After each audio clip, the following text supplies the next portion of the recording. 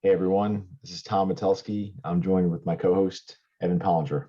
How's it going, everybody? So Evan, we are a bit exhausted. We're consistently putting these podcasts out. I'm surprised the community is not just fed up with the consistent overabundance of content. We are being run ragged. It is just like episode after episode, and somehow they keep asking for more. Yeah, we quit our jobs. That's how much time it's taking. Yep. But anyway, as we roll into this, and we're glad to get our fourth episode out, which we are titling "Is Survival Elves BANworthy?" After seeing some threads through Facebook, Discord, talking with some players that have seen elves consistently in the monthlies, so many in the top 8 of these monthly events.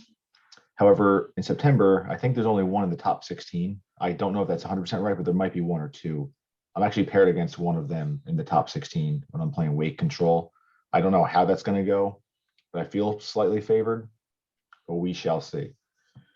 But Evan and I thought it would be interesting to bring this up and talk about it.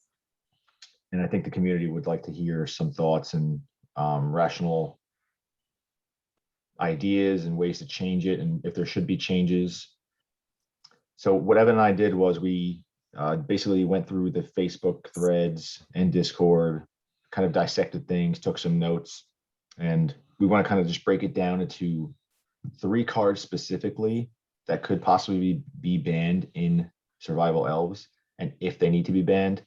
And then at the end, we'll kind of go over what we think and if anything should actually happen. Evan, do you want to talk about the first card, which we are going to basically, we'll just call this one out right now, Gaea's Cradle, the land. So, unlike Priest of Titania, which generates a large amount of mana early on in the game, you don't get the opportunity to respond to Cradle until after it's already generated that mana, whether it's by casting a spell or putting an activated ability on the stack. And that's not a great feeling as the opponent. And it's a drastically snowballing effect early on to be able to, play an early Cradle or play an early Tangle Wire, follow it up with a Cradle, and still follow it up with 2 or 3 more creatures behind that, because your Cradle just generated 2-3 mana in your first few turns of the game. Yeah, so before I talk about Cradle and my thoughts, I think it's like the only deck that basically runs it, that runs Gaea's Cradle. And Elves list, before they started adapting into this like survival variant, was basically just like an Elves deck with Tangle Wire. I believe it was Winter Orb. And it seems like the Winter Orbs were just cut for more of like a tutor package. You could run a lot of one-ofs, obviously with survival. But I thought it was a lot more, maybe it was tier 2. It's not like, tier 1, or if you want to call it tier 0, where Elves might be pushing towards. But I thought that was fine. Like, it was a good deck, and it could still probably win a tournament. But now with survival, it's become very toolbox style. You're able to tutor very easily. I mean, you're in mono green, and along with running Cradle, you are able to have insane amount of turns. You can empty your hand quickly, even before your, let's say your Wrath of God decks can have any chance of getting to their 4 mana. You're able to get that Cradle active, and if you just have 1 creature, and with the survival, let the chain begin, you can basically find what you need consistently. And Cradle is adding a lot of the issues, I believe, and which is the main reason why is because of the amount of mana it is generating each turn. The fact you can also activate survival end of turn, you're able to play around what you think your opponent might be doing. Once they pass the turn, at the end of their turn, you kind of know what they just, you'll know what they did, so you can readjust your game plan. It's a little frustrating. Now, mind you, yes, you can do that with your mana, your Llanowar elves and your forest and stuff, but when you're going end of turn cradle and then starting the chain of, anger or whatever you might need to go off and get the deranged tournament and then swing in. I just think it's a little crazy. So I think Gaia's Cradle is it's a huge issue, mainly with survival. I've had a personal bias, which I'm not letting affect my opinion in this situation, but I definitely have a personal bias against Cradle in general. It's not a card that I've been a fan of in any format that it's legal in. I just don't. I think it's very unfun, to put it as lightly as possible. I think the Elves deck has got to the point where it's unfun. I don't think Elves is the best deck in the format. So I know this is pre-modern, but decks have been banned or have had cards banned before, even when they weren't the best decks in the format. I think it's causing an issue where it's very unfun to play against. And its game plan is coming from so many different angles. And like you said, it's coming from so many different axes where you can tutor the parts you need to shy away from the hate your opponent might have. I mean, even if the Wrath decks make it to their turn 4 to cast the Wrath, you can still activate Survival to go find Color of the Claw. Exactly. It's not even like you're out of the clear when you are going to Wrath. I think a good Elves player is going to be prepared for all that stuff. If you're playing against land still per se, and they're on their turn 3, they pass turn, you can't play into the turn 4 Wrath with nothing. So you have to adjust accordingly. And just the amount of mana that you're getting from Cradle is it's so ridiculous. I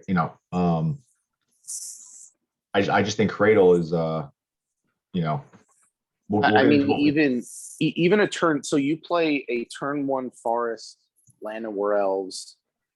Turn 2, you play a Multani's Acolyte off of that Forest and that Llanowar Elves on turn 2. You draw a card. You play a Cradle. You're not playing a Priest of Titania. Exactly. You're now playing another Acolyte. That you've now put in 2 turns. You've put 5, mana value worth of cards on the battlefield. I mean, that's in one activation of that card. It's now going to snowball for the next 2 turns before the game's just over. Yep. Anything else on Cradle before we move on to the next one? I mean, you had mentioned and touched on it, and that is that if it was to go, it doesn't have as much of a ripple effect on the format as some of the other cards. That because it's mostly just condensed to a card for this deck and for this archetype, that if it did go, it wouldn't be super impactful to other decks and archetypes. Exactly. Also, I mean, I do get the point where some people maybe just bought into Cradles, and that could be a possibility. Yeah, they're outrageously expensive, but you're not going to lose value because something's banned in pre-modern. That is not going to happen. Gaia's Cradles, I mean, it's pushing close to $1,000 for raw near mint copies, but if you want to pick up played ones for between 500 and 700 or whatever they are right now, it's still not losing value. That is EDH driven. So a card being banned in pre-modern is, there's no tank. I don't think the marketplace is really watching pre-modern. And there's a chance that if Cradle was the card to go, that they could potentially replace it with something like Wirewood Lodge if they needed to try to springboard off of their, like a Priest of Titania to still use a land to achieve that big mana. Yep. Obviously, it's not. I'm not trying to say it's on the same power level, but as a potential alternative, if that course of action took place. Yeah. And again, I do get though the fact if I bought, let's just say I didn't have them and I bought into them now, I would be very, very frustrated. But I think sometimes when if there's a card that is on the spectrum, but even though Cradle is completely broken, it's not on the spectrum, but on the spectrum of possibly being very busted in formats it's played in, you just, I guess it's a risk that you're taking anyway. It is, I mean, at least like I said, I have a personal bias against Cradle. So that would be one of the cards in my eyes that would always have kind of a light shining on it as like, this is kind of a problematic card. Maybe it's not the greatest idea to go spend $1,000 on a Cradle, but I know that, like I said, that's my personal bias, and not everybody agrees with that. Well, again, why it's legal in EDH is, I know me and you have talked about this since we play EDH every week. I just do not understand it. It makes no sense why that card is legal still. But yeah, let's move on to the next one. Evan, which one do you want to dive in on? Let's go with Priest of Titania. So again, very similar to Cradle. It is a card that very quickly, a turn 2 priest leads to turn 3. The sky is the limit in terms of how much mana it can generate. And I would say potentially on the power level, it is a little bit slower because it doesn't, summoning sickness is a thing. It is a 1/1 creature. It is as fragile as a creature could possibly be. And summoning sickness gives your opponent the ability to respond.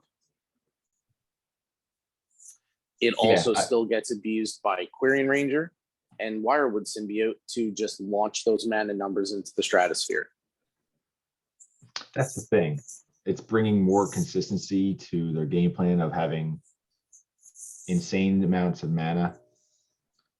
I remember playing a lot of Pauper a few months ago, and the past few years. I know you did. You did too. You played a ton, and in that format, Quirion Ranger. I mean, you didn't have Symbiote, but Quirion Ranger was,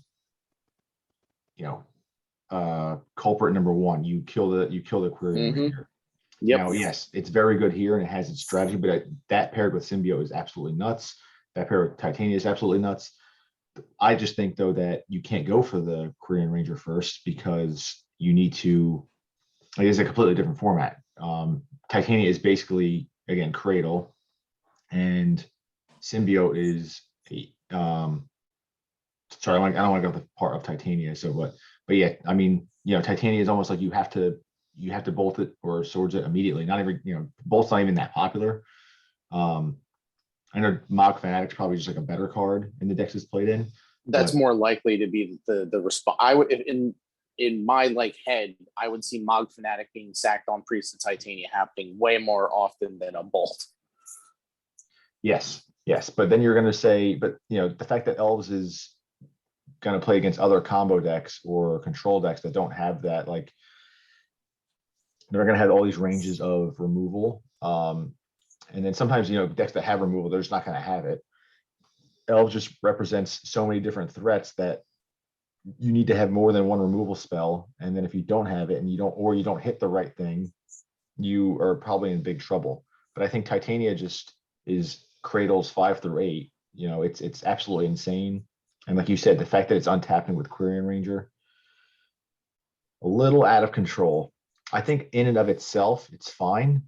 Like a 2 mana, summon sickness card. If it was just a 2-drop Cradle that never untapped, was just tap once, add, whatever, X amount of mana one time, the card would be fine.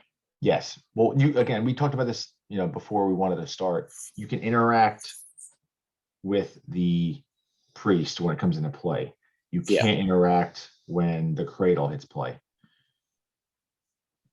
Yeah, that's exactly what I said. The fact that you can't, respond until your opponents put something on the stack with Cradle, until who's using it, is, I think, much more egregious than, a Priest of Titania untapping 2-3 times to generate incredibly large amounts of mana the entire time you have priority to be able to try to respond to it. Yep. I don't have much more to say on the Priest of Titania. I think that, again, in and of itself, I think is okay. What it's doing for the deck is not okay. So that's why I think we listed it for sure on this top 3 of the ones we wanted to talk about. Well, I guess there's four because there's also a couple more cards that we can be talking about. Oh yeah, I know, and yeah, I wanted to throw the other ones that I didn't want us like, I don't think should be touched, but should be mentioned at the end of the three. Okay. So then what do you want to talk about next? Yeah, so we'll cover the third one, which was Wirewood Symbiote. How do you feel about this card? It's not an elf. It's not an elf. It is not an elf. And I mean, in all honesty, that doesn't matter because it still has the word elf printed on it.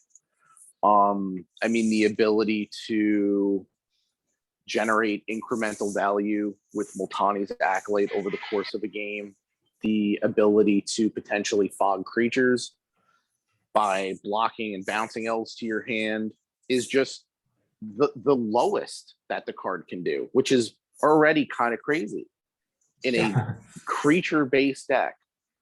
And then this, when you start to look at where the upper register of where the card's potential is, you start looking at it bouncing Quirion Ranger. So you now have your Priest of Titania, which is tapped for 4, 5, 6 mana. You Quirion Ranger it to untap it again. Then you use Symbiote to unbounce, to bounce that Quirion Ranger to then replay it and reactivate it again. It just keeps compounding and compounding and compounding on so many levels. Man, Symbiote, I love the card, but yeah, what it's doing is it gets so busted. I don't know if it would be like, is it as busted without Quirion Ranger? Well, like I said, even without Quirion Ranger, you still present the ability to generate incremental value with a card like Multani's Acolyte, and then you still get to potentially fog. I mean, you're fogging your opponent's attacks potentially. Yes, that's one of those avenues I don't think it's talked about enough. And I actually I can't remember where I saw it, or maybe it was someone that told me about it, but they kept getting fogged by that duo. And they're also drawing a card, and like you're basically drawing a card for free with that 2 mana, bouncing it back, not having to pay the echo, recast it, draw the card. It's like you have consistent. I mean, it's always visionary, but it's like you can keep dropping them in. And again, it's just something that over the course of the game just drastically snowballs. And that's like I said, that's the lower register of where the card is, like where its potential is, which is nuts. It is. I think so. Anything else you want to wrap up with Symbiote? No, I mean, I think that's pretty much. I think I kind of went through what I had. No, yeah, you nailed it there, like exactly what it's doing and what it does. I don't think we need too much time on Wirewood Symbiote either. The other cards that Evan and I talked about was Survival of the Fittest, that card by itself. Squee could be thrown into the mix, but I kind of like what Squee brings in like Full English Breakfast and Zombie Infestation decks and some other random kind of brews like that. And maybe Squee's a little bit of an issue. I just can't believe we're talking about Elves deserving some sort of a ban. Like it's been getting out of control. I would have never thought this when I joined the format. Like how long we started following it and like playing now, 2 years, something like that. Yeah, pretty close to it. And yeah, you would probably agree, right? I don't think we would ever think we'd be talking about something in Elves. I mean, other than Elves and Legacy, I don't think Elves has ever had this kind of a substantial jump in its popularity and its kind of not, I wouldn't say domination, but it's like larger presence in the format, going from something that was relatively small to something that is now huge. Exactly. The fact that it wins consistently, so very consistent game plan. I think it's unfun to play against. Some of the cards in there in general. Survival is not that. I really can't stand playing against Survival, but I don't know if I would want to ban it. That's one of the cards that if it was banned, it has a bit of a ripple effect through the format. Yeah. And I don't really want that to happen. Like I liked it when I would look at some pre-modern decks when I first started joining, and even just a few months ago, you would see Full English Breakfast and like some welder survival decks, which are pretty cool. Maybe they're not that great, but pretty cool decks. But now it's just, if you're not playing survival with elves or you're trying to do survival in something else, you are making a big mistake. Now, sure, yeah, you can have fun, and like this is not the most competitive format, but I'm just saying there's players that want to play it competitively and they want to win the monthlies and win some of these like 1 day tournaments. If you're playing a survival deck, you probably just need to go with elves. I mean, if you're looking at survival decks in general, I mean, Elves is hands down the best one to be playing right now. Yeah, and we talked about this too, I know beforehand, just like we were laughing about how this deck can easily win through engineered plague. It's not a issue. And tack that on now with a tutor on an enchantment. So that's another thing I want to touch on real quick though with elves and survival. I don't think it's even correct to bring in, like, you might need to bring in some enchantment removal, but there are just some games they can win without the survival, and you're going to be stranded with a naturalize. Like, I don't think you want to bring in like naturalize effects. Like, I don't think I would do that, depending on what deck I'm playing, but I just wouldn't want to make the space. Like, I'd be like, I don't know. The That's why it's difficult to figure out how to beat this deck. I mean, the only deck I could potentially see where I would not say you would want to naturalize effects against an engineered plague, because if you could just be running Elvish Champion instead.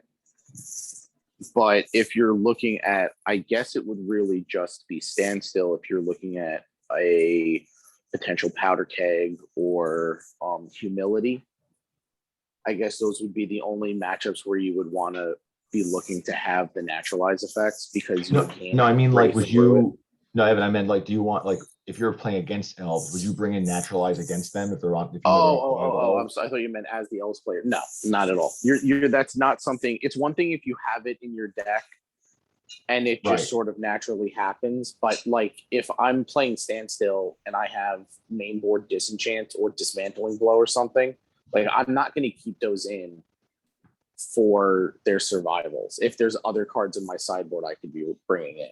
Yes, but and that's, I think that's correct. I don't think I will either, because you're like, you can't start bringing in cards that might do absolutely nothing. It's not like you're playing against mud. It's like, okay, I'm going to have some targets here. There's going to be some games they're not going to just have the survival and they can still win, which is why I would rather have that disenchant be Tormods to potentially shut off something like an anger versus trying to shut off the survival. Because the thing is if they've activated the survival, they've already done what they wanted to do with it. Yeah. Oh yeah. And I think one of the better cards against elves, very underplayed. You and I talked about this when we were kind of trying to brew some decks, Curse Totem, but with survival, they're able to, they can look for the Uktabi Orangutan and the morph one, Nantuko Vigilante, I believe. Like, again, you have your tutor package. I also, my brother and I were playing. We were doing. I can't remember. I think I was playing Landstill, and he was on elves. I cast the totem, and he just went into beatdowns and won the game. So it can still win through like a cursed totem, which is sort of hilarious. So wrapping this up, like, again, and you agree though too, right? Like, you would not ban survival just because you wouldn't want to hurt some of those other decks? Yeah, I mean, I know that the main deck, at least for me, that comes, there's two. There's the recurring nightmare survival, which is an archetype that I would not want to see get hurt. But oh yeah, Rexer, right. It's definitely a collateral damage.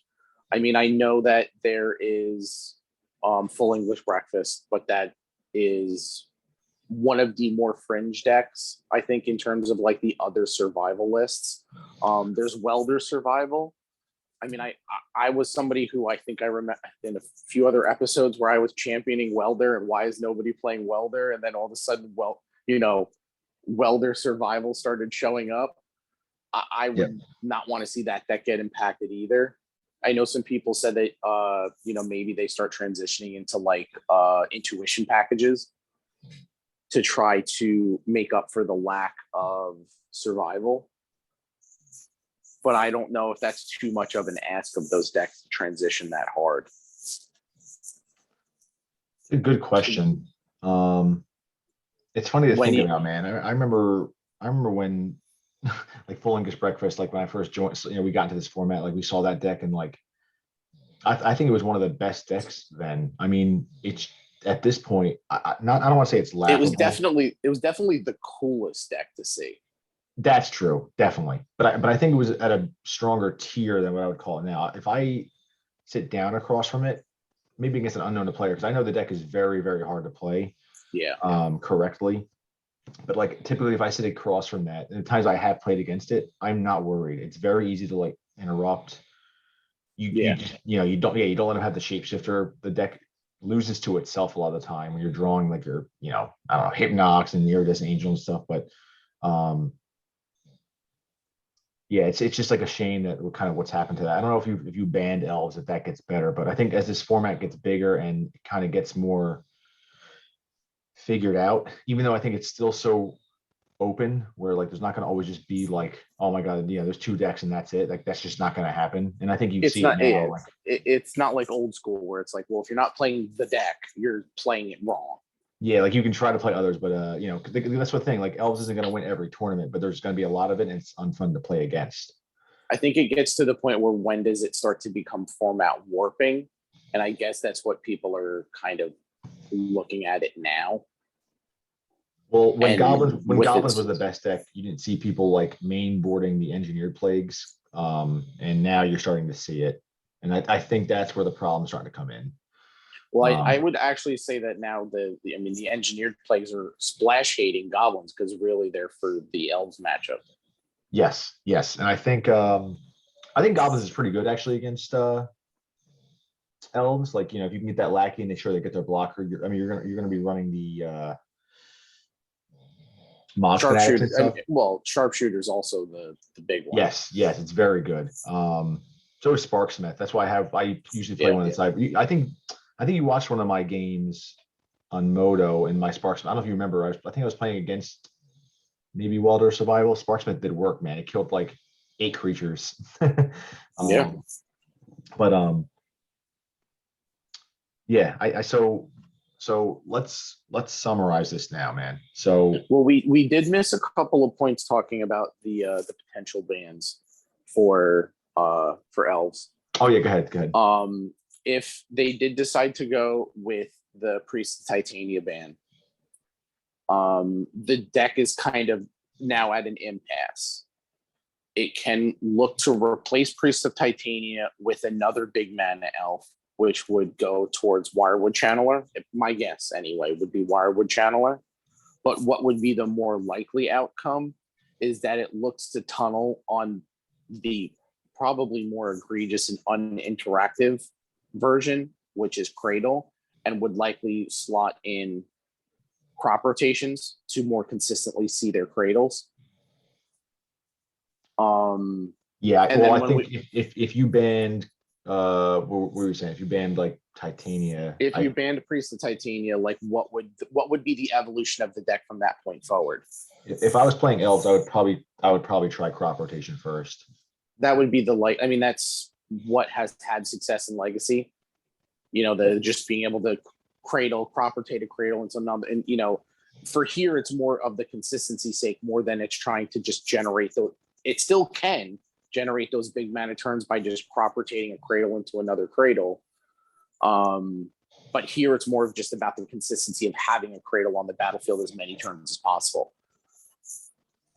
If the deck did decide, if so, that would be the ban for Cradle. We talked about potentially like maybe Wirewood Lodge, but very unlikely. If it was Priest, we talked about the changes. If they decided to ban Wirewood Symbiote, I don't think that there's a replacement for that card other than like drastically worse options like maybe Seeker of Skybreak or something, but you lose the lower register of what Symbiote does with its like fogging blockers and incremental value with Multani's Acolyte for the sake of just getting those big mana turns off of like Priest of Titania.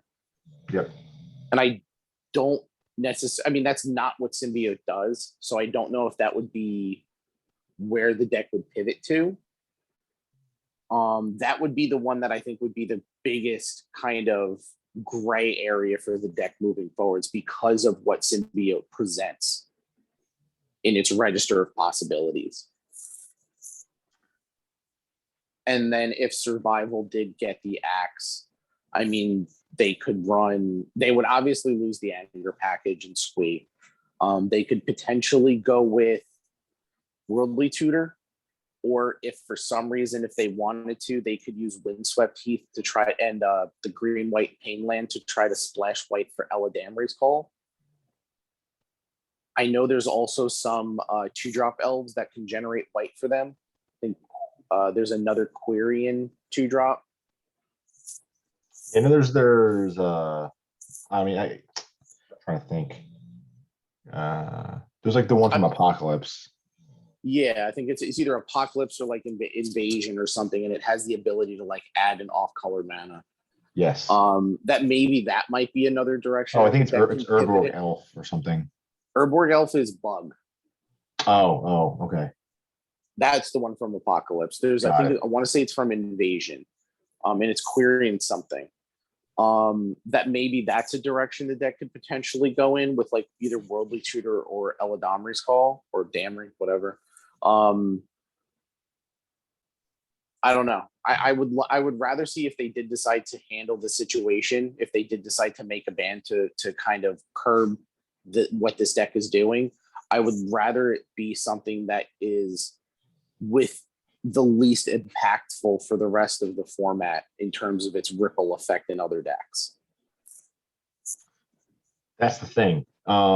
There's been the argument, do we unban something? Do we unban a card to try to fix it?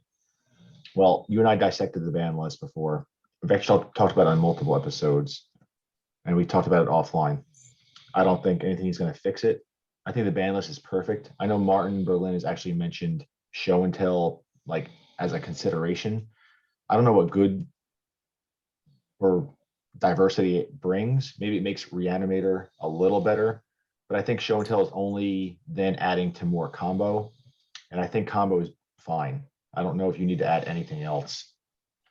I would not want to see anything. For me, I wouldn't want to see anything come off the ban list. Yeah, me either. I like show and tell as a card, but it's, again, we're treading down some murky waters there when you are unbanning show and tell, which is very, very powerful. And I think there's probably something else it would be better with, but I would see it slotting into like Reanimator. It would make Reanimator better, but that would, and I think that's a deck that could probably use a little bit of help. I mean, that's obviously giving it that pivot point to be able to try to play around graveyard hate. You know, the Tor mods, the Phyrexian Furnace and stuff is great. I mean, that's what show and tell does. Well, used to do for Legacy Reanimator was to give it the ability to pivot around its graveyard. Yeah, but the thing is, though, they kind of have show and tell already with Stronghold Gambit, so I don't even think that you like yeah, show and tell is better, but I just think that you would just, I don't know, like the Gambit is fine. You know, I mean, like I said, I'm still in favor of keeping everything on the ban list where it's at. Absolutely, the ban list is what is maybe one of the best things about the format. I just like everything that's on there and everything it stands for, everything it's about. Like Force of Will not being in the format is probably the best thing for the entire format. It allows a lot of underplayed counter spells to really shine. I mean, I love seeing cards like Prohibit and, you know, Miscalculation and all these other cards like pop up. Oh yeah, even just Mana Leak though. Mana Leak is like, that's been the anchor point for my constructed career through Modern. Yeah, and it's great. It's great for that to be the you know, counter spell of choice for this format. Definitely. But yeah, I think, you know, let's break this down a little bit. So, you know, Evan and I agreed before, and now we didn't want to touch survival for the reason we outlined. The biggest one would be leaving those decks that play survival intact. Squee, I think, is also, I think Squee might be something to keep an eye on, but it would be after if there would be a ban from something in Elves and Elves. But Squee, I think, is fine. And well, sweet in and of itself is fine. If you when you add over survival is, you get some interesting takes there, but I just still think it's okay. And yeah, Evan, what do you like? So you have to make a decision. Do you ban anything or do you leave it as is? What do you do if you have to make a decision right now? If it was up to me and I was in the big chair, I would want to see Cradle gone. I don't know if I would go as far as to ban a second card, but I would make it clear that there is definitely we'll see, like ban Cradle, see how the deck is, but definitely kind of make people clear of like, look, we're still looking at this. Like this is still being closely observed because there is a chance that like symbiote could be that card. Symbiote Like could that. be yeah, so sorry, go ahead. Well, there's like that might be the thing that could be pushing the deck a little too far. It is a very, very powerful card because of how wide of a range that this thing, like what it can do. So yeah, you choose Cradle. Cradle would be the card that I would want to see go first, solely because if it's activated once, if you tap Cradle once, you've already done, like your opponent can't interact with it. It has already done its job. And It what is turn already and what turn are you on? That's another problem. I mean, that's true, but even on like a fairly standard, like any turn, like 2, we said was the best thing you can do is get you another extra 2 drop there, like off of a turn 1 Matador. Any turn after that, it's going to generate you a ridiculous amount of mana. I mean, it's going to be, 5, 6, 7, 8, 9, if not more amounts of mana at that point. On that, and that could happen on turn 3, like after it just gets out of control. And it wouldn't be as bad if it was something like Priest of Titania generating that mana, because at least with Priest of Titania, there's a turn of Summoning Sickness, and it's so you have the ability to respond. It comes back to you. You can respond at sorcery speed if you need to. With Cradle, there is no responding. It has done its job immediately. That would be why I would put that as the first number 1 kind of card for me. So I think there's about 20 or 25 cards on the ban list. Evan, guess how many cards from Urza's block are on it? Most of them. So about a like third most are. of that list, yeah. Yep. So about a third are from that set. And if I were to make a decision and it was going to be tomorrow, I'll tell you the truth. I at first didn't care. And then more and more I saw it getting posted and I started reaching out to you and I was like, hey man, I think this would be a good topic to talk about and just kind of share our opinion. Again, it's all opinions. People are going to either agree or disagree. I was then getting into the camp of symbiote. I was kind of even playing the deck like, just goldfishing a little bit with the deck myself. Maybe 2 weeks ago around there, the first couple of days, I was like, okay, yep, symbiote seems like this is an issue. The more as time got on and then listening to others and reading some of these things and listening to you when we've talked about it, offline, and then just now, even though I've had my decision made for a while, yeah, I would ban Cradle too. It's too consistent. Let's add that to the list of cards that are already from Urza's block on the ban list. Put it right next to Tolarian Academy. Just let them hold hands in my band. Side by side. And right off to the greener pastures together because it's so broken. And I wish we didn't have to go down that avenue. Like I mean, one, the artwork is pretty sick. The card is it's cool in general, but it's leading to busted, egregious things, which most decks can't really interact with. And the fact that when you do play your land, you have priority causes a little bit of that issue. I just think that like if Academy is banned, and again, Academy is probably better in the format if it was legal, But if Academy's banned, Cradle's right there. Like it's pushing right behind it. And I think now that the format got bigger and, some of these deck lists are getting tightened up as the format just gets, more attention. Like I think that's what's happening now in the monthlies. Like these deck lists are just getting tighter and you're figuring out the right numbers and what the right 75 looks like. It's just gonna happen in any format. Cradle is the problem. I And mean, I do also like to kind of piggyback off of what you just said. I mean, Premodern is as big as it's ever been. It's getting more and more eyes on it daily, weekly, monthly. I mean, it is exponentially grown in the 2 years we've looked at the format. I mean, people who I follow on social media are commenting and posting on Twitter and stuff about Premodern that I didn't, never in a million years would I have thought that these would have been people even who knew about the format, let alone were playing it. And I think that is part of why these decks have gotten so, I mean, everyone's kind of just gotten so much sharper and sharper and sharper, and why Elves is where it's at, where versus where it was, 9 months ago or a year ago.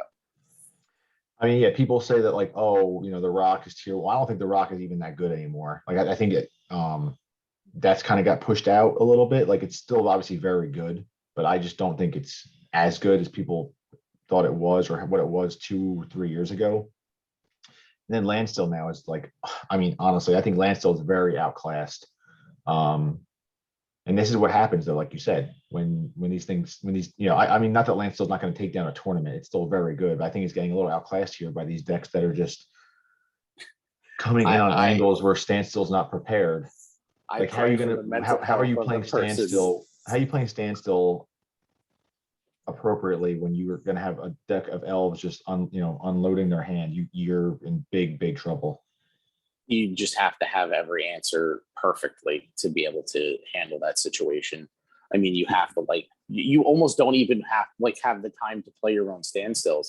You just have to constantly be holding up the interaction with, swords and counter magic. And then you have to have the Wrath on 4. And you have to have the perfect line of turns for yourself and the perfect draws, the perfect opening 7 in order to have that game play out for you. I think Standstill is unplayable right now. If you're playing Standstill and then you're playing as Elves, you have to board the card out. You can't. If you're still playing Standstill right now, I pray for your mental health. That's why in the monthly I gave the weight control deck a shot, and it's very good. I just don't think Standstill is good. I think a blue white control deck could be good, but I just don't think Standstill is playable. You need, like if I'm playing it and I'm playing against Elves and they win game 1, which is most likely going to happen, I'm boarding Standstill out. Just it's not good in a format dropping 1/1s and stuff like that. And then Tangle Wire is like playing control right now is a little difficult when you're getting a turn 2 Tangle Wire, turn 3 Tangle Wire, and you can't really do anything about it. Like nice counter spells, you're not doing anything. Yeah, I mean, you have to have the disenchant, and then you still give them a free turn because you tapped out to cast the disenchant in your upkeep or the dismantling blow or whatever.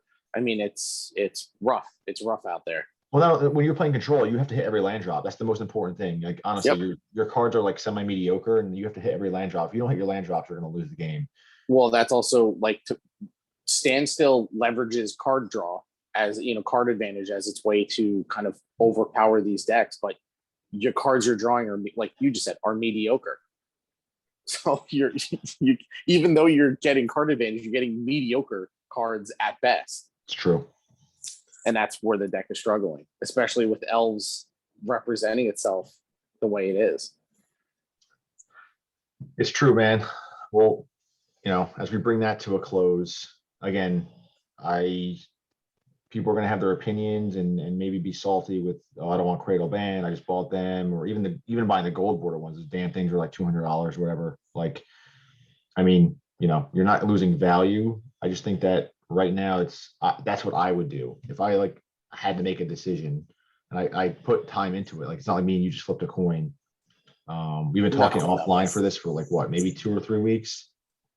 Yeah, I know we talk about the ban list a lot. Like we just, I guess, enjoy talking about what's on it. But Since the rise mean, of elves, we've been talking about this like very frequently. there, like I said, I have a personal bias against Cradle, which I did not let influence my decision. But even coming to this format a couple of years ago, that was one of the cards where it was like, so Cradle's not banned in this format. Like Remember you like, that was yeah, I remember definitely like, you were like, that was definitely like a flag of like, that seems like well, something that should be kept an eye on.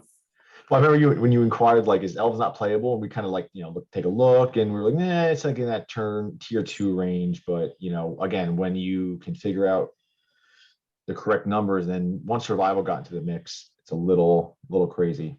I just think, yeah, if you ban Cradle, I think Survivor Elves, I don't know if it's unplayable. It probably is. I don't know, but it's taking it from completely broken to something else, taking it down a notch.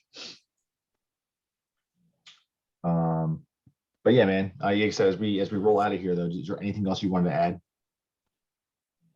No, I mean, I want to give a shout out to MTG PhD the other day for recognizing me in on a Twitch stream. That was cool. You made my night. Thank you. I think that's Flint. Yeah, I think that's who it was. Yeah. But I Flint's the appreciate man. it. We should try to get Flint on here, man. Every time we played against each other, he's such a good guy.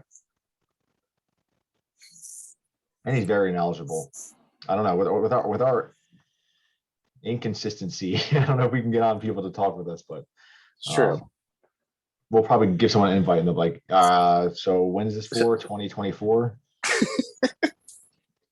But all right, let me share my Moto screen. So now this is what Evan and I are going to call Psychatog Remastered. So Evan, so you can boost my ego a little bit. Can you just talk about, like, I know you know how much I enjoy it, but take everyone down like the road that and why I wanted to kind of fix Psychatog and make it something close to tier 1. Well, I mean, Psychatog has been, in my time of knowing you, which is fairly extensive at this point, I think I've heard you talk about Psychatog every other time I've talked to you. It has been your favorite card that you put up on a pedestal alongside Anurid Brushhopper. So you wanted, when this format, I remember when we came to this format, you were like, oh my God, Psychatog is playable. I gotta make this work. It was like the first deck you played in this format. It's one of the decks that I think people associate with you. There's a couple, but that's definitely one of them. And it felt like it was falling just shy of the mark it needed to hit. And we went over cards and stared at a list of 75 cards for a very long time to try to see where can we make these small little changes. What will this do for the deck? How will this play out in the long run? And this is where we ended up. Yeah, it's crazy. I think we had like so many cards, and then we like crunched numbers, tested, does this work? Why is this in here? Like, we went through it all, man. Crazy amount of time we could have been spending with our loved ones went instead to I remember Unearth was in here at one point. We did have an Unearth, yes. I think our thing with that, though, is once we kind of got to the point where we're like, wait a minute, like the only removal that's basically killing it is Terminate or Swords. And Terminate is like, I think like Draco Blast is like the only deck that like plays it. Like it's like not. Does Junzu might run it, but I think they might run one, but it's just Terminate's one of those cards in this format. Like, Terminate's like a meta card. You can't be bringing Terminate to, like, again, that is not good versus Elves. Like, you're gonna be 2 mana.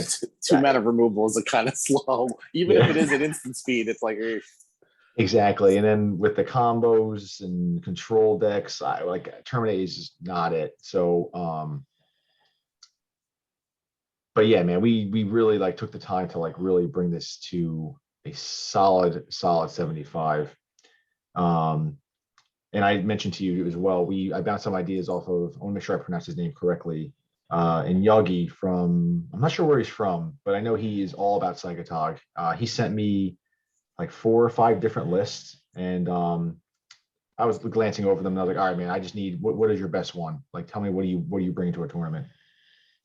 And I believe he showed me a Grixis one, which he really believed in. But Evan, I told you, like, and you know too, we don't have Scalding Tarn. I think if you're diving into 3 colors, 2 things. One, you don't have that other fetch, and then 2, this one of the worst matchups.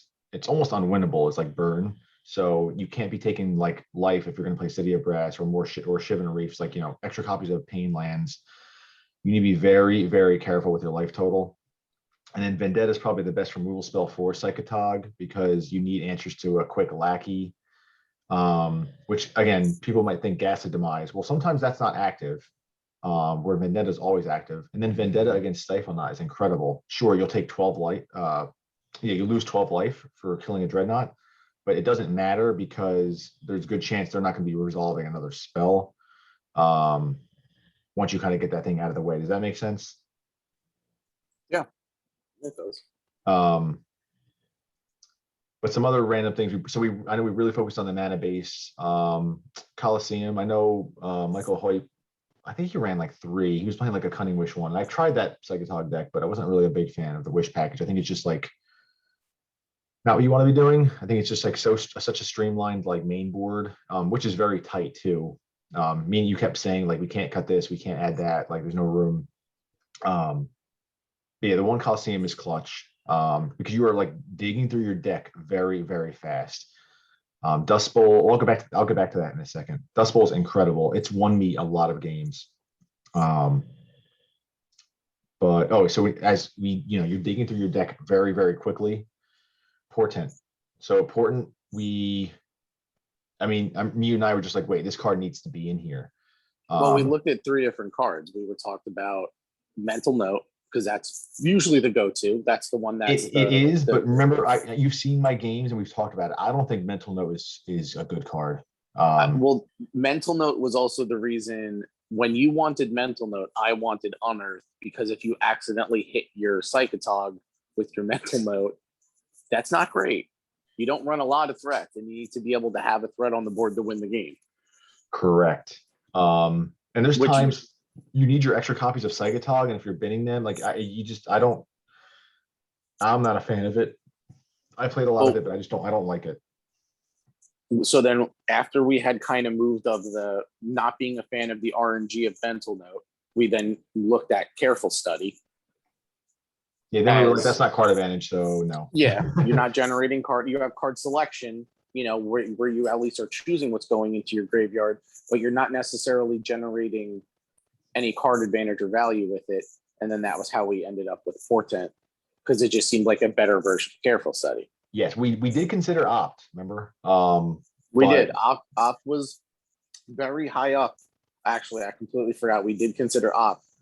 And I was actually championing for Opt for a while, and then we landed on Portent. Yeah, Portent, it's so good. It's not a great card, but one is good with your fetch lands. But 2, it's also, you need to know when to use it. So there's been plenty of times where you can keep the 1 land hand, especially if you're on the draw with the Portent. See what happens, play your land. Let's say you don't draw the land, you have none now in hand. You can cast that Portent down and go digging. So it's not always like I have to play this on turn 1. It helps you stabilize your mana base. There's also some corner case scenarios where you can target your opponent. I don't think I've done that with Psychatog. I've done it before, but not with Psychatog. I've been using it mainly just to. It's mainly been my ways to make sure I'm hitting my land drops. And then I think I told you there was a 1-day tournament back in the beginning of September, which unfortunately ended abruptly when the website Teleria crashed. I believe there was 5 rounds or 6 rounds. I was 3-0 at the time. I don't know if you remember what I texted you. I said I was not going to lose the tournament. You were very confident in your performance. Yeah.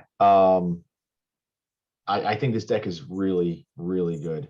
It's got its weaknesses, like anything running Swords to Plowshare is a little rough, but Swords to Plowshare right now is a little bit on the decline. And again, that's partly because of how bad Standstill is. Yeah. But it's really good against combo. But I mean, yeah, it struggles against burn, like I mentioned too. But playing it against elves, I think it's favored. You can kind of like let them do their thing and maybe get rid of the threat that you need to get rid of. But I mean, the Psychatog they can't really deal with. So it's that matchup's kind of like you're both just doing your own thing and see who can win faster. But I just think it's really good. Like I think that people kind of see Psychatog and they're like, it's fringe, etc. But the time that's gone into this, and I think just even the performance in general, like when I was 3-0 in that tournament, it wasn't. I don't think it was like a flash in the pan. I was like feeling really good, and even some of the turns I was having, I was like, this is absolutely nuts. Like the intuition package we added to, you can find your Psychatogs when you need it. You can find your AKs, you can find your gush. Like it's just incredible. And I think still, I know Survival Elves is doing its thing, but the Fact or Fiction, if played correctly, once you resolve it and you hopefully you're making your opponent make a mistake with the piles and you pick the right one, I feel like you don't lose the game. It definitely, I mean, the amount of value that it then creates for you between putting cards in hand and card in graveyard, if Psychatog is out, you're immediately presenting the chance to just end the game. Yeah, it's like so your Fact or Fiction, you're getting +6 guaranteed. It's so good, especially when you can change. Like if you Fact or Fiction into another Fact or Fiction, there's a good chance you're taking that pile, whatever they do. But I've noticed a lot of the times too, like your opponent, like once I flip over that pile, it's like you're already thinking, okay, what do I want here? And then once you kind of see them, like because they don't know really, if they don't know what's in your hand, it's troublesome. So it's like I wonder like if you break it down like amount of times, like there's probably so many mistakes made with Fact or Fiction, probably on both player sides, but I feel like if your opponent makes the mistake and does the wrong pile, like I don't know, man. I think Fact or Fiction is one of the strongest cards in the entire format. The card is so good. Yeah, I try to play it no matter when I can. I play it here. I play it in Devour. I mean, I was playing it in Standstill. It's just massive. So good. So wait, Evan, I don't know if you noticed too. Whenever I posted this deck, though, everyone calls out recoil. It is one that we went pretty deep in the tank for. Yeah. That could be one of those flex slots, but like, man, this 75 is like really, really tight. Like I don't know if like I really like recoil though. There's actually, I think it was, maybe it was a Magic Online game when I bounced my own Psychatog to save it. Like it comes into play there too. Like sure you have to discard a card, but like there's times you can save your own Psychatog. It's got some nice situations. Speaking of bouncing your own Psychatog, the one I wanted to mention that me and you really liked was the one snap in the sideboard. Yeah. There's a lot of times too where it's like you can snap. Like I've used it a lot more to save my Psychatog, but a lot of the times like just to get that tempo advantage, like I can like tap them, bounce their creature end of turn, and then AK. I don't know, nice flexibility. Another card I feel like I play all the time, no matter what, is AK. I just love that card. That card is it's so underrated. I've been looking at the newest versions of the Solution or Star Spangled Slaughter or whatever it goes by now, and I wanna play Jeskai with or Blue White Red with Accumulated Knowledge so badly. No, for real, man. Like I just love that card. It's very, very good. And there's also some skill play in it too. If you are playing another deck, like if there's some sort of mirror with AK, you need to be very careful. Some people think that the right thing to do is side them out. I don't think so. I was playing Wake Control against someone playing Grixis Tog in this monthly. He boarded his AKs out and I did not. And guess what won me the game? The I card advantage of your AKs. it was absolutely nuts. I remember like casting like the third one, and he just had a huge sigh of disappointment.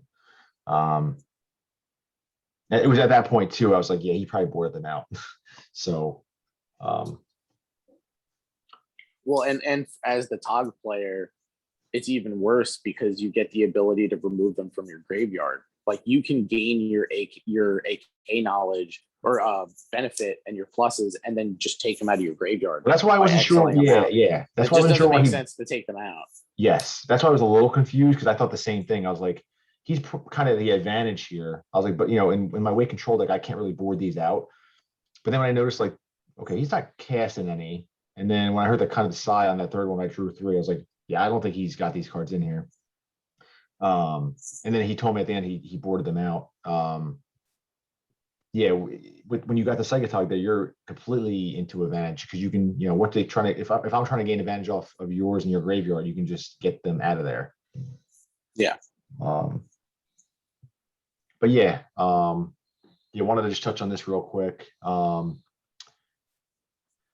actually going to be running this in the Premodern Showdown series. So shout out to Flint and Mike for inviting me to that. I am looking forward to it, man. And I didn't bring Psychatog just because it's like, oh, pet deck. I think it's good. I feel like I know this deck is good, and I don't think anyone's banning this deck when they have to ban one of my decks. So I might be playing it a lot. So you're gonna get quite the stage to showcase it. Oh yeah, or it just gets trounced and everyone thinks I'm full of shit.